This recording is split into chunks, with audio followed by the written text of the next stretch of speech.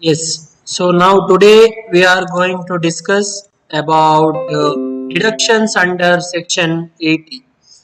So now, as per our syllabus, the very important section is 80C. So what and all eligible for deduction under 80C we have to see first.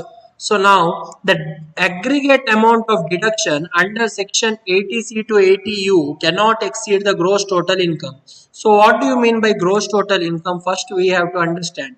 So gross total income is nothing but all the total heads, all the total of all the five heads. That is income from salary, house property, profit and business, then the capital gain and income from other source. Of all these five heads total, whatever you are going to get, that is known as gross total income. So this deduction amount should be less than the GTI, gross total income. So GTI minus deduction, you will get total income. So now, what do you mean by deduction? Deduction means there is some procedures are there in the taxation system by which you can reduce the tax liability. Suppose your tax liability is 3 lakh. That means 3 lakh you are going to pay the tax. In that case, what happens? You have to reduce your tax liability by claiming the deductions under various sections. So first year you have to see is a deduction under section 80C. So what is the maximum limit of deduction under this section that we have to understand first. So here maximum limit of deduction is 1,50,000. That means you can claim up to 1,50,000 and remaining the amount is taxable. Up to 1,50,000 is exempt or deduction is allowed, remaining is taxable. So now you see under section 80C, the deduction of 1,50,000 can be claimed from the total income. This deduction is allowed to an individual or HUF. It is allowed to an individual SSE. Similarly, it is allowed to into undivided family also. So maximum of 1,50,000 can be claimed for the financial year 2019-20. So now this is clear. So there are various points are there that is given under section 80C that we have to see whether it is eligible, what and all items are eligible and what and all not.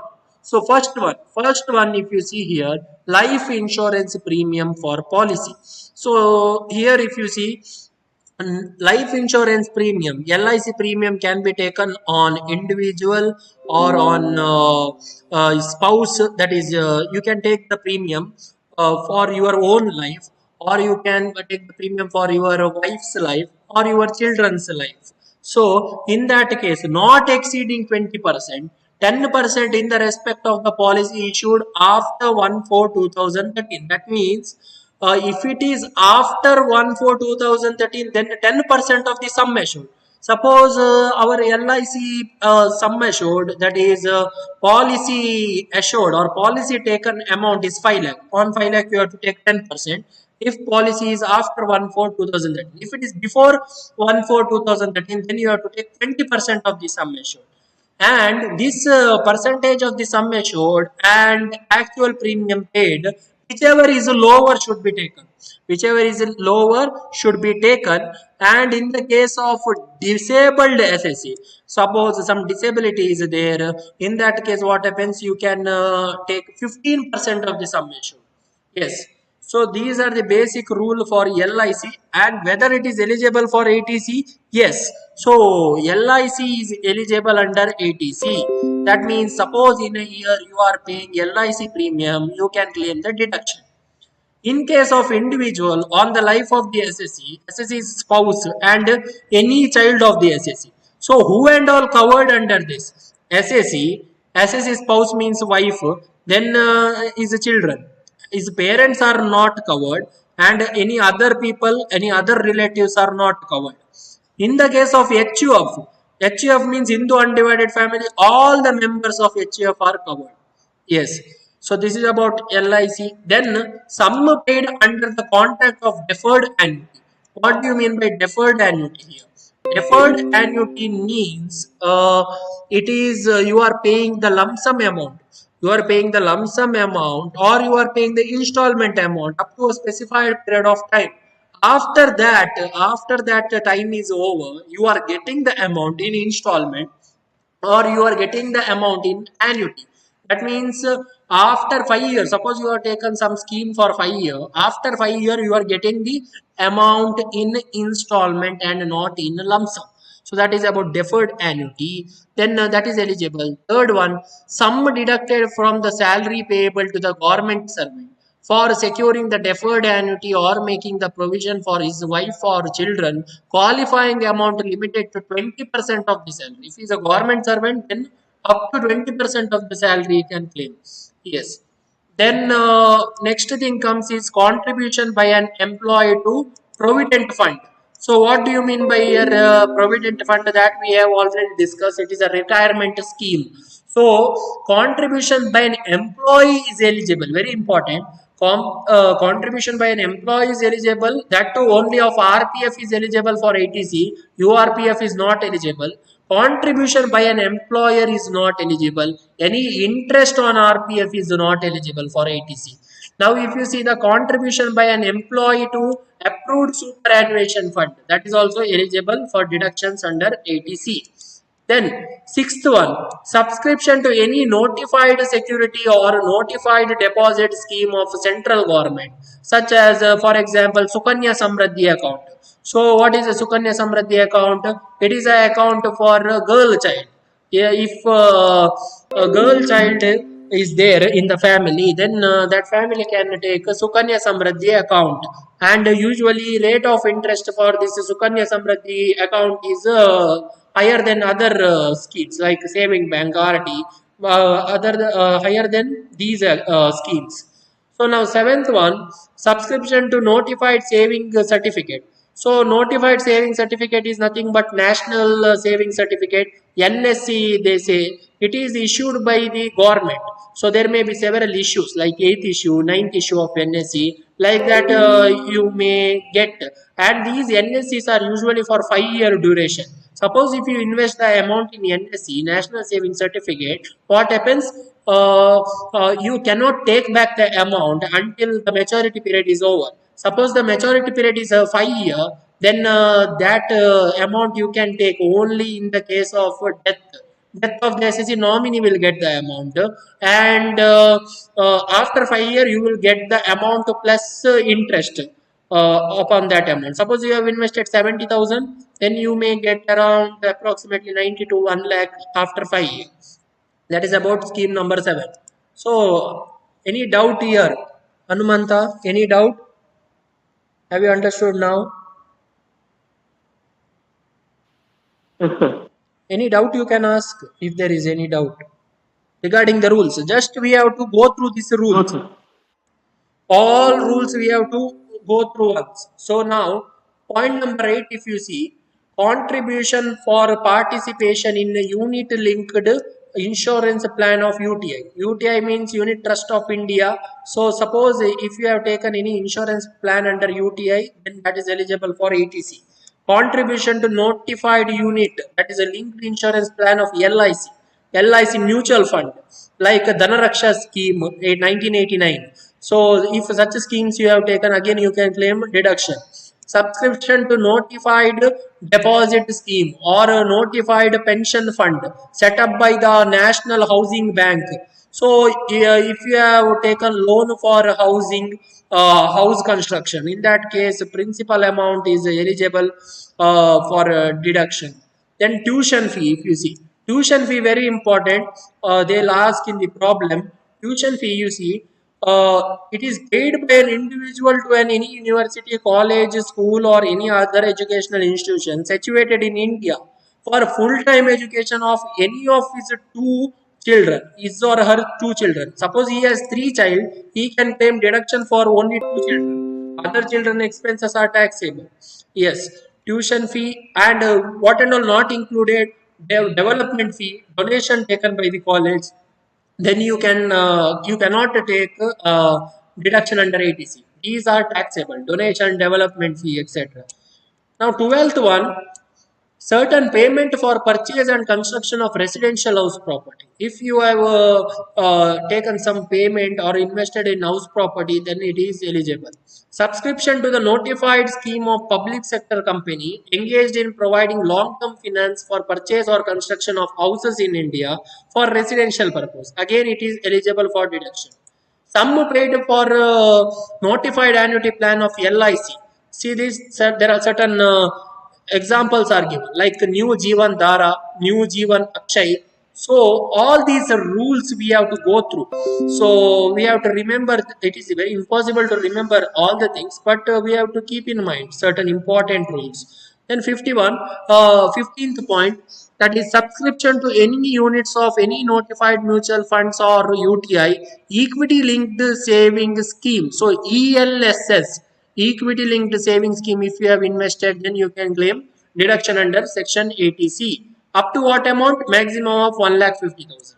Contribution by any individual to pension fund, again that is a deduction is there. Subscription to equity share or debenture, you can claim deduction. Subscription to any units of approved mutual fund, that too referred under section 10 clause 23D, here also you can claim deduction. Now very important thing is about this one, term deposit, because this is repeatedly asked in the question. Term deposit for a fixed period of not less than 5 years with a scheduled bank. Suppose you have kept RD in Canara Bank. It is a scheduled bank, isn't it? Or else SBI, State Bank of India. That FD you should keep for more than 5 years or 5 years. At least 5 years you have to keep. If it is less than 5 years, then no deduction. That is 3 year FD, no deduction. 1 year FD, no deduction. 2 year FD, no deduction. Only if it is 5 year, then it is a deduction you can claim under ATC. Or more than 5 years, you can claim deduction under ATC. Then subscription to the notified bonds issued by the NABARD, that is National Bank for Agriculture and Rural Development. So in that case also you can claim the deduction. Deposit in an account under Senior Citizen Savings Scheme rules 2004. So yes, Senior Citizen Savings Scheme, what happens, this type of scheme you can take from the post office, and their interest rate will be generally higher compared to the other schemes. 5 year term deposit in an account under post office time deposit.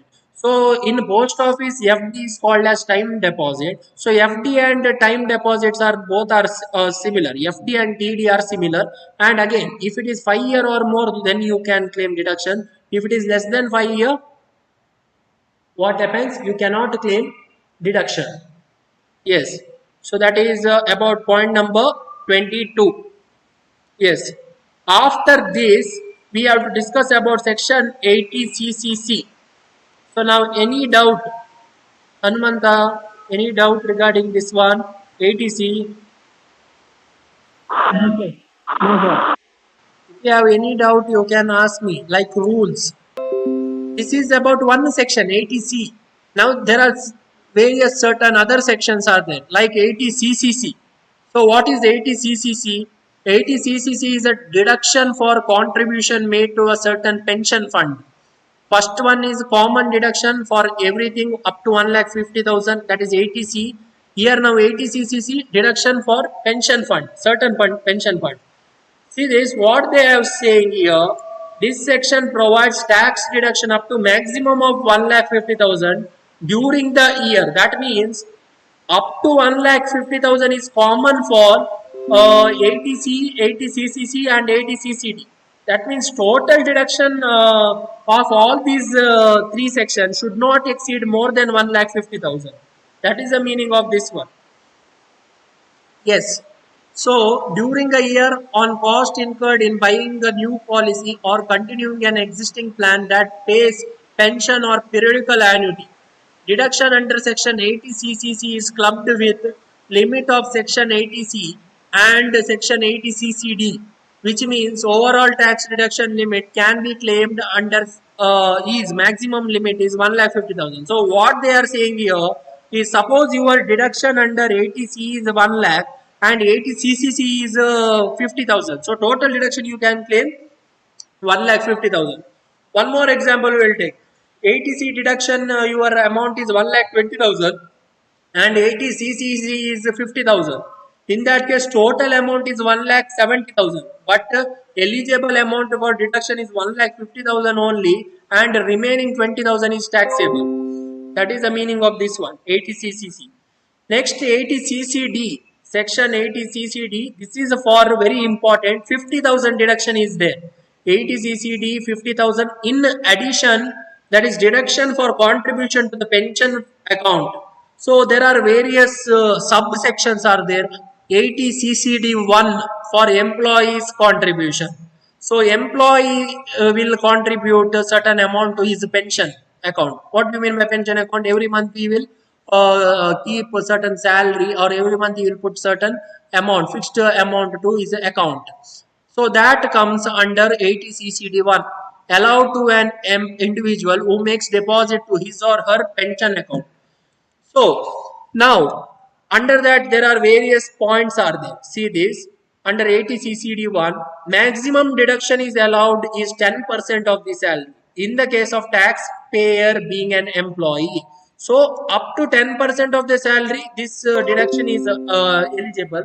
If it is more than 10%, suppose employee contributes 12%, then 12% minus 10%, 2% is taxable, 10% is exempt or deduction you can claim, or 10% of gross total income in the case of taxpayer being self-employed. That is, if he carries his own business and he is not a salaried person, in that case you have to take 10% of GTI, or 1,50,000, whichever is less. Among these three, whichever is less, you can take the deduction for 80 CCD1. Next, deduction for self contribution to the National Pension Scheme, section 80 CCD IB. So this 80 CCD IB is there, right? So this deduction is not included in overall deduction of 1,50,000. That means additional 50,000 deduction you can claim under this section 80 CCD IB. So you can claim the deduction up to 2 lakh now. 1,50,000 plus IB deduction 1B, that is IB or 1B deduction, that is 50,000. What is this section 80 CCD 1B? A new section 80 CCD 1B has been introduced for additional deduction for the amount deposited by the taxpayer to their NPS. What do you mean by NPS? National Pension Scheme account. Contribution to Atal Pension Yojana are also eligible. Yes. Deduction is allowed on a contribution up to 50,000. Yes, that is given. After this, employer's contribution is also there. Till now we have discussed about employees contribution. After this, employer's contribution is also there. What do you mean by employer's contribution? Certain portion employer also contribute to the pension fund of the employee. That comes under section 80 CCD2. Employee deduction 80 CCD1, employer deduction 80 CCD2, additional deduction 80 CCD1B. So here deduction is allowed for employer's contribution to employee to the pension fund up to 10% of the salary of the employee. Again, 10% of the salary they are saying. So this is very important. If it is not, if it is more than the 10%, then it is taxable. No monetary ceiling on this deduction. Yes, these are the things comes under section 80 CCD.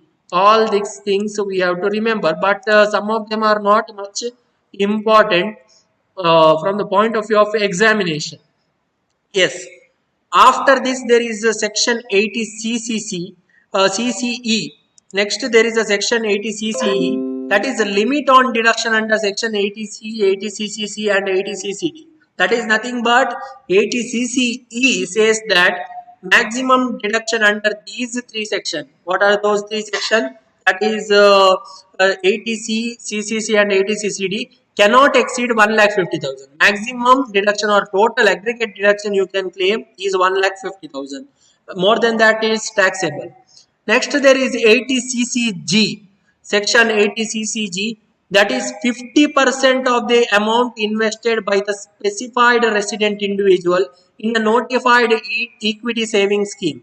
If you have invested in any equity saving scheme, 50% of the amount invested, subject to the condition and limits, maximum deduction under 80 CCG you can claim is 25,000. Specified resident individual new retail investor can also claim this deduction. Lock-in period must be 3 years. That means you have to invest in the equity saving scheme for at least 3 years. Then only you can claim the deduction under 80 CCG 50% or maximum of 25,000. Yes, these are the rules regarding the deductions in our syllabus. So, yes, now, Hanumanta, tell me any doubt now? Yes. Hmm. No, sir. No doubt. So you can ask me if you have anything you want to ask. You can ask me now.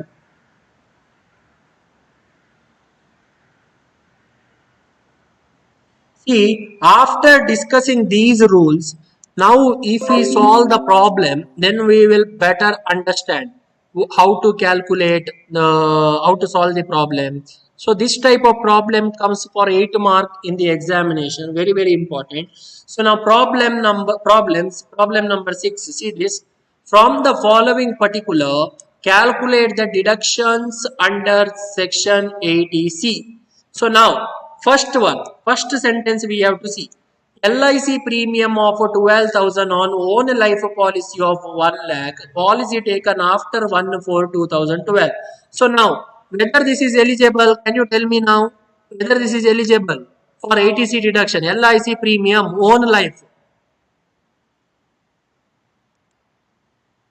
Eligible, sir. eligible. So whenever it is eligible, what is the rule we have to see? Can you tell me the rule now? What is the rule for this LIC premium?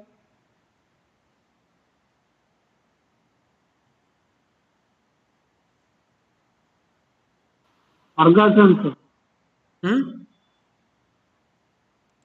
See, rule we have discussed. What is the rule? We have discussed on the point number 1 of 80C. See this. Where it is given LIC premium insurance policy not exceeding 20%. Here policy is taken after 1/4/2013. So after 2012 we have taken the policy. So we have to take 10% here. 10% of the actual sum assured or premium paid, whichever is lower. So now we have to see the question now. See this first point we were talking about 12,000. 12,000 is a premium he pays for LIC policy and 1 lakh is a sum assured. So 1 lakh into 10% we have to do. 1 lakh into 10%, how much? Can you tell me? 10,000. 10,000. 10,000 or 12,000, whichever is low. Which is low? 10,000. 10,000 is low. So this 10,000 is 10,000. eligible for deduction. That is about first point. Next, 20,000 subscribed to home loan account of National Housing Bank and interest accrued thereon is 8,000. In the rule, National Housing Bank is given. So whatever 20,000 is subscribed is eligible and this interest accrued thereon is also eligible. So total eligible is 20 plus 8, 28,000. Next thing, fixed deposit for 5 years in SBI tax saving 30,000. Whether this is eligible now?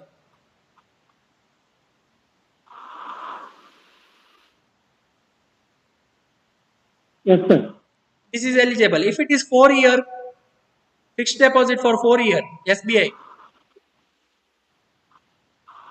No, sir. If it is 4 year, it is not eligible. Only 5 year and more than 5 year, it is eligible. In the scheduled bank, SBI is the scheduled bank. So this is eligible for deduction. 30,000 you can consider. Repayment of 12,000 which was taken for extension of house. So this repayment is the principal amount towards principal amount. This you have to consider eligible. This is 12,000. Contribution to URPF, whether it is eligible.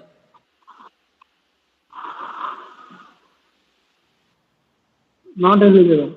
Not eligible because this is unrecognized provident fund. Only contribution made to the recognized provident fund and statutory provident fund and superannuation fund are eligible. That to employee contribution. So here URPF is not eligible. Purchase of NSC 8th issue, whether this is eligible now under 80C, eligible for deduction. Yes, sir. NSC means National Saving Certificate. So this is eligible. You have to consider. Next, contribution to recognized provident fund 38,000, interest accrued there on 10,000. What is eligible and what is not? Can you tell me? 38,000 eligible, 1 lakh not eligible. 38,000 is eligible because it is given in the rule, contribution to RPF. But interest they have not mentioned. That is why interest is not eligible. 10,000 is not eligible. Interest accrued thereon. Next, interest accrued on NSC 5,000. Interest matured 8,000. So here, interest accrued is eligible on NSC. This is eligible for deduction. Interest matured is not eligible, and interest received on NSC is also not eligible. Only interest accrued on NSC is eligible for deduction under 80C. This you have to remember. So these are the points given for this problem, that is 80C. After understanding all these points, we have to solve the problem. Solving the problem means just you are going to write whatever given in the question one by one, and you have to write the amount in the amount column. So computation of deduction under 80C, you have to do two columns. One is particular and one is amount column. So now first one, if you see the particular column here, first thing is LIC premium on own life policy. That is directly from the question. Same thing you have to write. LIC premium on own life policy except the amount. Amount you have to write in the amount column. So actual, what is the rule here? Rule is actual amount or 10% of the sum assured. Why 10% of the sum assured? After 1/4/2012. If it is before that, then it is 20% of the sum assured. Whichever is lower. If nothing is given, you have to take 10%. Yes. So here 12,000 is a premium paid given in the question, or 10 lakh into 10%. That is 10,000. Among these two, which is lower? 10,000. That is why 10,000 written in the outer column. Amount column. Next, amount subscribed to home loan account scheme of National Housing Bank and interest accrued. So total amount we have to write, that is 20,000 plus 8,000. Second point. Both are eligible. So 20 plus 8, 28,000. SBI tax saving fixed deposit, that is for 5 year, eligible, write the amount. If it is not eligible, don't write the amount. Not eligible, you can write. Repayment of housing loan, that comes 12,000, eligible. Contribution to URPF, it is not eligible. See, nil. Purchase of NSC, 8th issue, eligible. For reduction under 80C, 90,000. Contribution to recognized provident fund, eligible, 38,000. But interest is not eligible. Interest accrued on RPF is not eligible. That is why it is not taken, 10,000. Interest accrued on NSC 5,000 eligible, but interest matured on NSC is not eligible. Interest received on NSC is not eligible. So now we have to add all these things. All the answer we have to add. 10,000 plus 28,000 plus 30,000 plus 12,000 plus 90,000 plus 38,000 plus 5,000. Your final eligible deduction is 2,13,000. Whether you can get the full claim amount now. 2,13,000. Can you get the full claim amount? Hanumanta? No, sir. What is the claim amount you can get here? Maximum?